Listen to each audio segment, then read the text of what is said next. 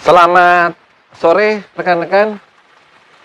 Kembali saya dengan Dr. Made Wijaya. Hari ini kita membahas seputar topik tentang keluhan pusing berputar ya, atau gangguan keseimbangan seperti seolah-olah jatuh, ya lazim kita sebut dengan vertigo. Vertigo itu merupakan simptomatik ya, bukan merupakan penyakit tapi merupakan gejala. Jadi ketika teman-teman merasakan seperti pusing berputar, seperti sekelilingnya ikut berputar, seperti gangguan keseimbangan kalau kita berjalan seperti seakan-akan mau jatuh ke salah satu sisi, itu disebut dengan vertigo. Nah, vertigo ini tidak disebabkan oleh satu penyebab ya, tapi bisa banyak sekali penyebab.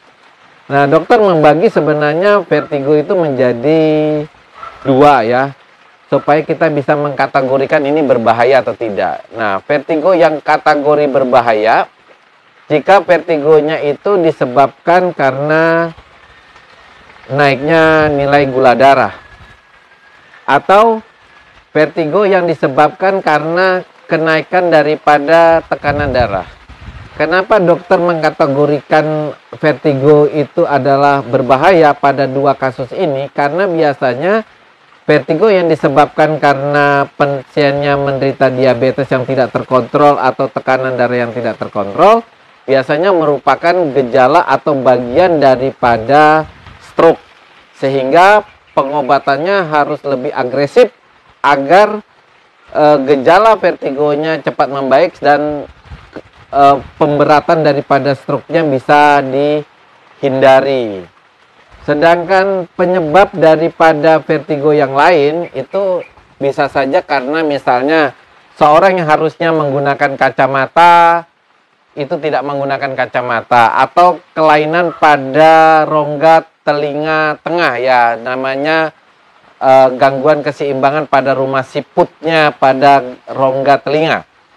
Nah, yang paling sering penyebab vertigo adalah psikosomatik. Psikosomatik adalah rasa cemas, rasa sedih, dan rasa takut yang berlebihan. Itu juga bisa mengakibatkan gangguan daripada vertigo. Jadi kalau kita mengobati gangguan vertigo, mungkin kita bisa menggunakan obat-obat vertigo yang ada di pasaran ya.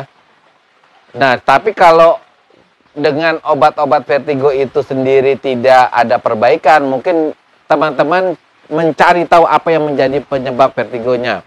Kalau penyebabnya ternyata hipertensi atau tekanan darah tinggi dan atau juga penyakit diabetes, harus lebih agresif untuk memperbaikinya, karena yang dokter kan khawatir itu adalah bagian daripada gejala stroke.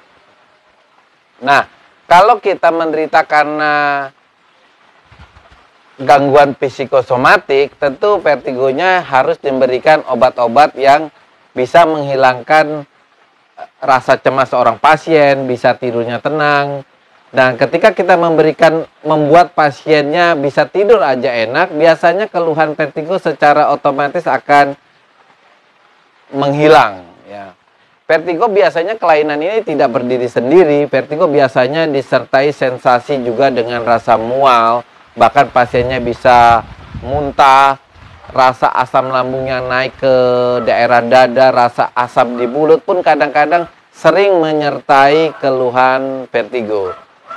Jadi teman-teman yang menderita vertigo, dokter bisa bantu dengan memberikan tips. Pertama, jika vertigonya tidak hilang dengan menggunakan obat-obat vertigo yang di pasaran, rekan-rekan bisa mencari tahu apa yang menjadi sebabnya, sehingga bukan hanya gejala vertigonya yang dihilangkan, tapi kausa atau penyebab vertigonya juga diobati supaya vertigonya cepat membaik.